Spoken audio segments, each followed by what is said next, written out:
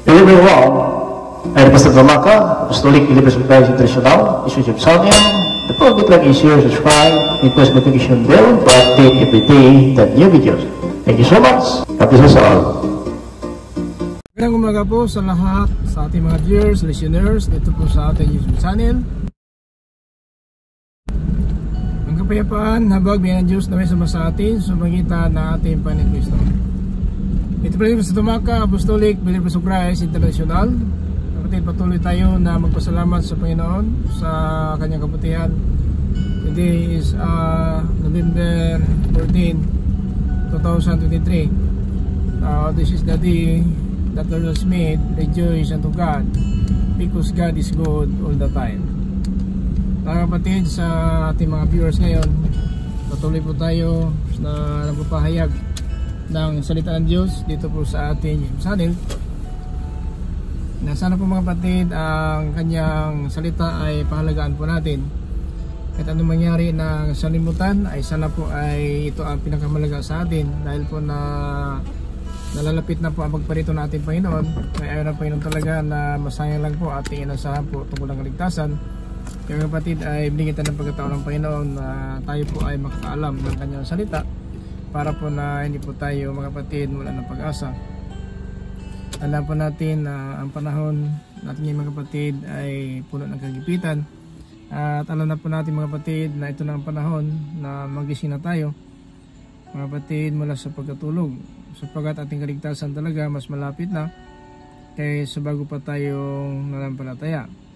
Kaya ating ginagawa mga kapatid, ito po ay nagpapatuloy po tayo sa pangaral man ng balita, para po na kahit paano marami tayong matutunan ng salita ng Diyos. Ano man ating mga hinahangad sa buhay, pinapangarap sa buhay, ay alam po ng Panginoon mga kapatid, ito po ay nais ng Panginoon talaga ay makamtan natin ating mga hinahangad, dahil po na hanggang sa lupa tayo ay nangailangan din tayo ng mga bagay na sa lupa. At ang pinakamalaga mga kapatid, ang buhay na walang hanggang, ito po ay ating hinahangad. Ito po ay hindi pa natin nakita, sapagkat inaasahan po natin ngayon mga kapatid dyan, buhay na walang hanggang, sapagkat ito talaga ang mga kapatid inaasahan natin na sa pagparito ng Panginoon ay makamtan natin mga kapatid. Ito buhay na walang hanggang, na ito po ay pinapangako ng Panginoon na naghanda po siya ng lugar para po sa atin, at kung mahanda na po niya ang lugar para sa atin, siya ay babalik at kunin po tayo kung saan siya nanunin tayo. Yung pinakasulat mga kapatid sa John 14 verse 1 up to 3. Kung mabagrabag ang inyong mga puso, manalig ka sa Diyos, manalig ka sa akin, sabayan na kay Ama maraming silid. Kung wala, hindi ko sasabihin sa inyo, ako'y papunta doon at maghanda ng silid para sa inyo. And verse 3, at kung mahanda ko na ang silid para sa inyo, ako'y babalik at kukunin ko kayo. Mga kapatid, ngayon ang pagparito ng Panginoon talaga ay nalalapit na po, dahil po na ang mga pangyari ng salimutan talaga nakita na po natin. Itong digmaan po mga kapatid sa Israel at saka sa Gaza, kung Hamas, ito mga kapatid ay patindi na labanan, sapagkat marami na po ang nadamay sa kasikbit po na bansa. Itong Lebanon mga kapatid, hindi natin alam itong Askelon kung ito po ay nakagitna, kung ito po ay sasali din, sapagkat yan po ay magkalapit lang po Askelon at saka Lebanon. Itong Gaza, Jerusalem sa Israel. So mga kapatid, itong Syria na binumba po ng Amerika mga kapatid, dahil po sa kailang panguna po na marami po ang nasugatan, na injured po ng mga US mga militar, dahil po sa binumba po nila ang base ng Amerikano. Na mga kapatid, ito po talaga ay natin alam hanggang kailan po ang hantungan ng digmaan na ito. Subalit mga kapatid, tandaan po natin na talagang ito talaga ay nangyari, dahil po na sinabi ng Panginoon sa Mateo Kabanata 24 talata 6 hanggang po sa 8, na magkadigma talaga ang bansa laban sa bansa at ang kaharian laban sa kaharian. Now, nagdigma ngayon ang bansa laban sa bansa, pero tayo din ngayon nangarap ng salita ng Diyos para po sa kaharian natin Panginoon. At ang Diablo ngayon naman ay gumawa ng paraan para po magligaw po ng tao sa salimutan. Now, sinabi ng Panginoon yan at kaya dahil po sinabi niya, talagang mangyari talaga. Ang sinabi po sa Mateo, Kabanata 24, talata 6 hanggang po sa 8. Makakarinig kayo ng mga digmaang malapit sa inyo, at mababalitaan ninyo na may mga digmaan din sa malayo. Ngunit huwag kayo matakot. Kinakailangang mangyari ang mga ito, ngunit hindi pa ito ang katapusan. Sapagkat magdidigmaan ang mga bansa at ang mga kaharian. Magkakaroon ng tagutom at paglindol sa iba't ibang lugar. Ang lahat ng ito'y pasimula pa lang ng mga paghihirap na darating. So mga batid, ang China po ay matindi pong flash flood, no? Na binaha po ang China, milyon-milyon po katao ang nawalan po ng tirahan. So ito po ang Saudi, na binaha ang Saudi din, bago lang. Mga batid, ang Europe, matinding bahay sa Europe. So ito na po mga batid ang dahilan na magkagutom, magkadigma, kaharian laban sa kaharian. Na ang kaharian ng ating Panginoon Kristo, ito po talaga ay kanyang ipinapangako, maghanda ako ng lugar para sa inyo. Na mga kapatid, sa ating panahon ngayon, marami na po tayo nakikita ang palatandaan. Ito po mga kapatid, gusto katuparan lang po ito ng salita ng Panginoon Kristo, pero ito po pasimula pa lang. Pasimula pa ng paghihirap, pero mga kapatid, ito palatandaan na ito na sinabi ng Panginoon, maraming kaswalti kung nabawian ng buhay. Dahil po sa bansa laban sa bansa ay maraming patay talaga upang na hindi talaga babawi ang bansa nila na ipinaglaban po ng mga, sabihin natin, mga sundalo at ang mga presidente na gumawa ng paraan ano ang dapat gawin para hindi mabawi ang kanilang bansa, hindi matalo ng labanan. So yun ang mga kapatid, pero palatandaan po yan mga kapatid. So pwede po sinabi ng Panginoon na nagtanong po ang mga apostoles, anong palatandaan, no? Na itong sinabi ng mga apostol sa verse 2, chapter 24 dito sa Mateo. Tinabi ni Jesus, tingnan ninyo ang lahat ng iyan. Sinasabi ko sa inyo ang totoo. Magigiba ang lahat ng iyan, at walang maiiwang magkapatong na bato. Mga paghihirap at pag-uusig na darating. Habang nakaupo si Jesus sa isang lugar sa bundok ng mga Olibo, lumapit sa kanya ang mga tagasunod niya at nakipag-usap ng sarilinan. Sinabi nila, sabihin niyo po sa amin kung kailan mangyayari ang sinabi niyo. At ano po ang mga palatandaan ng muli niyong pagparito at ng katapusan ng mundo? So, nagtanong ang mga apostoles, anong palatandaan? So, itong palatandaan mga kapatid. Nagtanong mga apostoles, ano ang palatandaan na malapit na ipagparito at ng katapusan ng mundo? So ito po ang sagot ng Panginoon dito sa verse 4 hanggang po sa 8. Tumagot si Jesus, mag-ingat kayo upang hindi kayo madaya ni numan, sapagkat marami ang darating sa aking pangalan, at sasabihin sila ang Kristo, at marami ang kanilang ililigaw. Ito pala tandaan. So siguro mga kapatid, sa balita kung naalala natin, may isang tao na pastor yan po sa Davao na nagsasabi siya po ay anak ng Diyos, siya po ang Kristo. At saka sinabi niya kaya pahinto ang lindol, kaya niya alisin ang traffic sa EDSA. So mayroon mga kapatid palatandaan na po. So alam naman natin siguro, akala siguro natin kinukutya natin ang tao na ito. Hindi po yan dapat kutyain natin sapagkat katuparan lang po na sinabi ng Panginoon. Ito'y palatandaan lang na kung ito na malapit na pagparito niya, lalabas itong mga magsasabi sila ang Kristo. Na minsan nga kinukutya ng iba itong tao na ito. So salamat tayo sa Panginoon na ito po ay natupad na po para malapit na po ang pagparito ng Panginoon at saka ang ating inasanang kaligtasan ay makamta na po natin. Basta magpatuloy lang po tayo sa paggawa ng katuwiran, pagsunod ng kalooban ng Diyos. So yan mga kapatid, hindi po tayo maligaw, hindi po tayo mawala sa ating direksyon na pagkamit ng kaligtasan. Kung alam po natin na ang palatandaan pala na yan ay nalalapit na po ang pagparito ng Panginoon. Kaya mga kapatid, hindi po natin kinukutya kung sila nagsasabi na sila ang Kristo dahil yan po ang palatandaan na malapit na ang katapusan at malapit na pagparito ng ating Panginoon. Kasi ito po ang tanong ng mga apostol sa verse 3, mga kapatid, na habang nakaupo sa bundok ng Olibo ang Panginoon Kristo. Habang nakaupo si Jesus sa isang lugar sa bundok ng mga Olibo, lumapit sa kanya ang mga tagasunod niya at nakipag-usap ng sarilinan. Sinabi nila, sabihin niyo po sa amin kung kailan mangyayari ang sinabi niyo. At ano po ang mga palatandaan ng muli niyong pagparito at ng katapusan ng mundo? Ano palatandaan na muli niyong pagparito at katapusan ng mundo? Verse 4 up to 5. Tumagot si Jesus, mag-ingat kayo upang hindi kayo madaya ni numan, Sapagkat marami ang darating sa aking pangalan, at sasabihing sila ang Kristo, at marami ang kanilang ililigaw. Maraming maliligaw. Ito pala tandaan na. So alam naman natin, maraming nagpapanggap talaga na sila na maligtas, sila anak ng Diyos, sila po ang Kristo.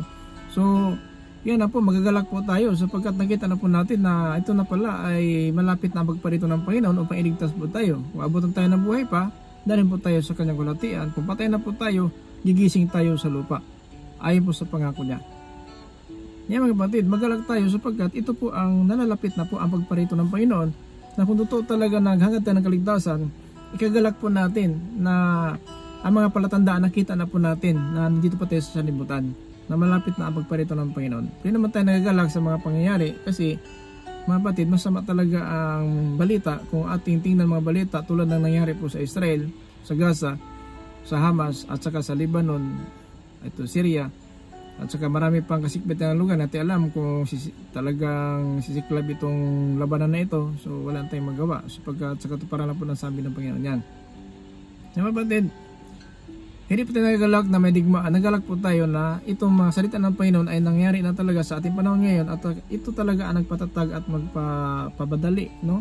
Nagpapadali po sa Panginoon itong mga pangyayari na nangyari na po ang mga sinasabi ng Panginoon. Ito pala tandaan kasi ang sinabi niya at ang ito magsasabi siya ang Kristo. Meron na talaga na pakinggan natin. At saka ito talaga mga kapatid natin hindi natin masisi sapagkat hindi pa nangyari itong magpapanggap ng Kristo. Sinabi ng Panginoon, ito pong palatandaan ng kanya pagparito. Now sa verse 6 up to 8. Makakarinig kayo ng mga digmaang malapit sa inyo, at mababalitaan ninyo na may mga digmaan din sa malayo. Na makarinig ka ng digmaan sa malapit sa inyo at sa malayo. Na ito mga kapatid, malayo po lang Israel sa Japan, sa Pilipinas, sa Israel. So napakinggan natin sa mga balita sa media na may digmaan talaga. At siya natin alam kasi ang ating bansang Pilipinas din ngayon, ang China at saka Pilipinas, medyo nagka-misunderstanding, no? So natin alam, ito na pong pasimula na talagang matupad talaga ang sinang Biblia na bansa laban sa bansa.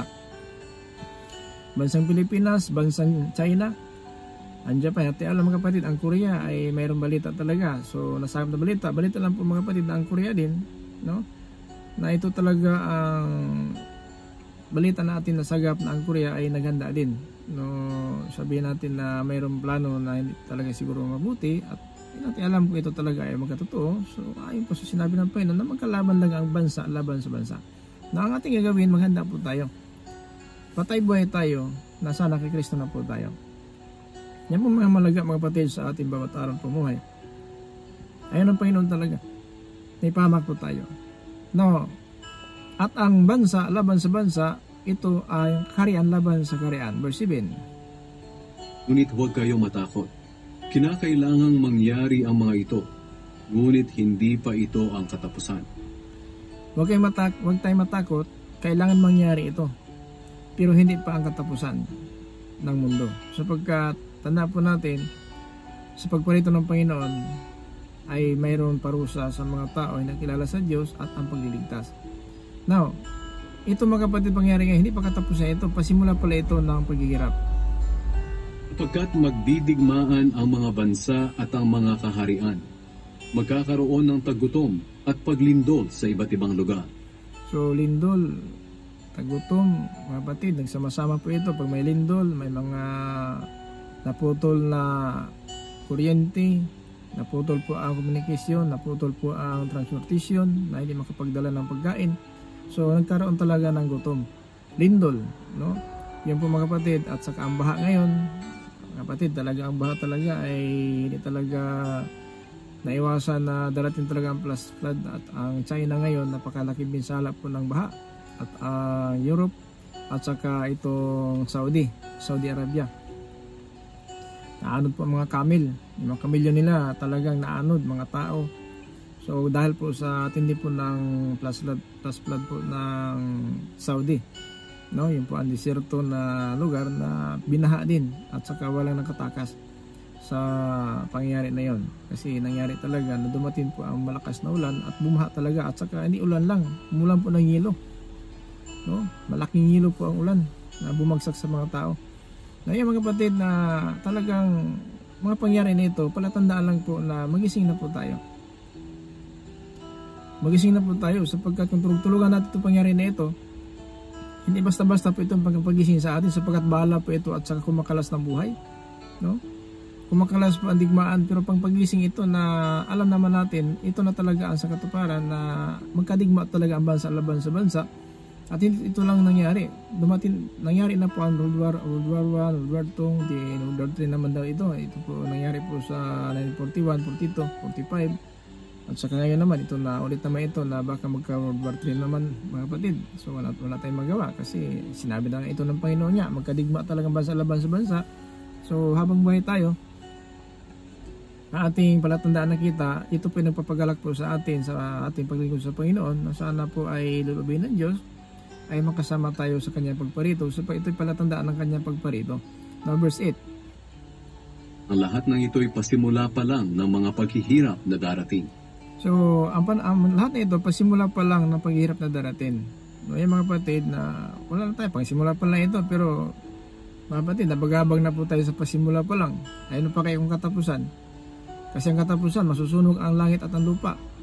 So yan mga kapatid, na napakatindi po ng labanan na kita po natin, kaharian laban sa kaharian. Ito po sa Diyos ang ating pinapangaral, pinapangalanan ng katotohanan natin, at sana po ay tanggapin natin ang katotohanan sa bawat araw na ating pamuhay.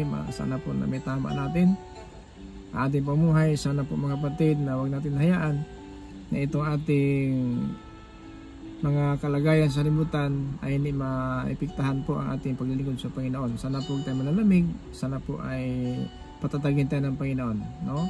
Kailangan natin makinig ng aral ng Diyos, sapagkat dito tayo matatag po sa kanyang mga salita, dahil kung walang salita, hindi natin alam ang ating kalagayan. Hindi po natin alam kung anong gagawin natin sa bawat araw ng ating pamuhay. Baka nakapokus po tayo sa mga bagay na may katapusan, pero itong mga pangyayari na patatandaan ay nabaliwala lang po natin. Baka mabigla po tayo. Ito na pala, bigla po mabuhay ang mga patay. Pati natin alam kailan mangyari. Pero kailangan mo na magdaranas sa libutan na matinding kapighatian. Parating pa po ang 666. At saka mayroon pang 6 na buwan na ito pong balang mula sa ilalim ng lupa. Ito po ay kagat ng mga tao sa 6 na buwan. 5 buwan. Hindi po sila mamatay. No? Mga kapatid. Ang mga tao po hindi po mamatay, hanapin ang kamatay, hindi mamatay po. Marami pang darating ng mga kahirapan sa libutan. Pero tayo po na nais ng kaligtasan, so hindi po tayo pahirapan ng Panginoon basta maglingkod tayo ng tapat. Tayo po talaga ay manampalataya sa Panginoon at gawin po natin ang kanyang salita. Hindi po tayo pahirapan ng Diyos na gano'n na lamang na tayo po ay maghihirap na hindi po tayo sabi natin makaahon. Kung ahon tayo sa mga naranasan natin mga kahirapan sa libutan. Ang sabi ng Panginoon na hindi tayo ibigyan ng pagsubok na ating kaya. 1 Corinthians chapter 10 verse 13, na walang pagsubok na darating sa atin na hindi natin makayanan sapagkat tapat ang Diyos, at hindi po tayo bigyan ng pagsubok na ating kaya. Kaya mga kapatid, mayroon talagang hinanda ng Panginoon na bahay doon sa kaharian ng langit, na ito po talaga ay inaasahan po natin. Pero ito mga kapatid, kailan tayo makapunta doon? Kung sakaling man, lubin ng Diyos na mangyari na talaga ang sinasabi niya, at ito na talaga pagdating sa katuparan po na babalik siya, yan na po mga kapatid ang inaasahan natin. Pero natin alam, sapagkat sinabi niya sa Mateo, Kabanata 24, talata 36, na kahit anghel man o siya na anak ng Diyos, hindi niya alam. At tayo din, na anak ng Diyos, hindi po natin alam kung kailan mangyari at talagang paparito ang Panginoon. Aama lang po ang nakakaalam kung kailan isagawa ang kanyang mga salita sa pagitan ng anak. So mga kapatid, ito po ating ginagawa sa bawat araw. Sana po huwag tayo magsawa, huwag po tayo magdalawang isip na makinig ng aral ng Diyos. So, anong reliyon natin ngayon? So pag-ingatan lang po natin na sana po mga kapatid na ating pamuhay talaga ay karapat-dapat sa Panginoon. Kaya anong reliyon natin sinasabi na ang reliyon mo ay mali, kasi ang pamuhay natin ang mali, hindi po ang reliyon. Now, sa bawat reliyon may alituntunin, may tradisyon at sa itong mga aral na ating tinatanggap sa mga pagturo. At dapat alam pong natin na ang tinuturo nila talaga ay tama at hindi po salungat sa katotohanan, sa mga katotohanan talagang palaya po sa atin. Mga kapatid, ito po ang ating mensahe na sana po huwag tayo magsawa sa pakikinig at gawin natin na pakinggan sa pagpapala. Mga kapatid, wala po sa nakikinig, nasa gumagawa. Isa Romans chapter 2:13, sapagkat pagpapala nasa gumagawa, wala po sa nakikinig. Ang sinabi po sa Pahayag chapter 1 verse 3, mapalad ang nagbasa ng aklat ng propesiya, nakikinig at gumagawa, sapagkat malapit na ang panahon. Kaya mga kapatid, ang salita ng Diyos sa oras na ito, sana po huwag tayo magsawa, i-like and share lang po natin, subscribe, don't forget to push the notification bell for update every day the new videos. Ito po yung linggo, Pastor Tumaka, Apostolic Believers of Christ International. May sabi sa bawat isa, the grace of Jesus Christ be with us. Amen. Amen.